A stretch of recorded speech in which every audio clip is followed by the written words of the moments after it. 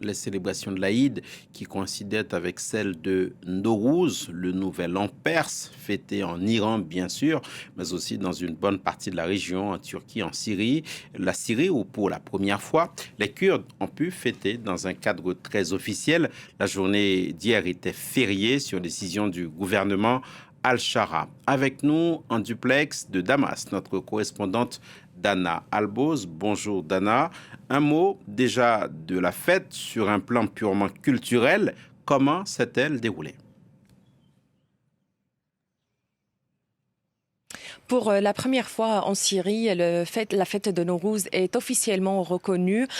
C'est suite à un décret par le président syrien Ahmad el-Shara en janvier dernier. C'est une évolution importante pour la communauté kurde en Syrie qui est longtemps privée de ce droit. L'an dernier, déjà, après la chute du régime Assad, les Kurdes en Syrie ont pu fêter cette fête de Nowruz, mais il y avait pas cette reconnaissance officielle. À Damas, les célébrations ont déjà commencé depuis hier soir.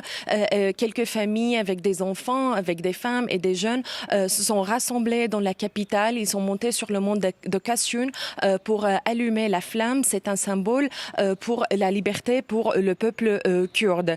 Dans plusieurs quartiers également à Damas, à Rukneddin notamment, où vit une importante communauté kurde, des familles se sont rassemblées. J'avais aussi l'occasion de raconter beaucoup de familles sur place. Et il y avait la fête, il y avait de la danse traditionnelle. Beaucoup de femmes également portaient des robes très colorées, les couleurs également du printemps. Beaucoup de ceux que j'ai racontés se souviennent d'une époque où fêter le Nowruz pouvait valoir une arrestation sous Assad, parce que Nowruz était souvent célébré de manière très stricte sous Assad. Et les célébrations pour aujourd'hui, ils se poursuivent avec des événements, avec de la danse, avec des concerts dans toute la Syrie. Ces célébrations d'Anna Alboz revêtent, on l'a compris, un caractère hautement politique également.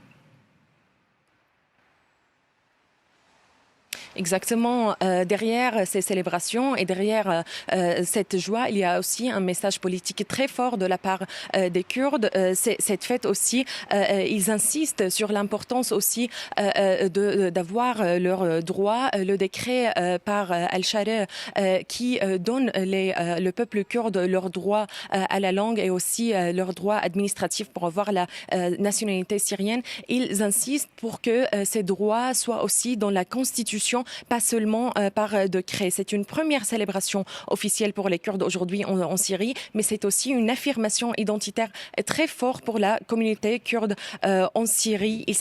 Il s'inscrit aussi dans une stratégie politique où les Kurdes demandent aujourd'hui une décentralisation du pouvoir en Syrie. Merci beaucoup Dana Alboz, correspondante de France 24 à Damas. Merci beaucoup Dana.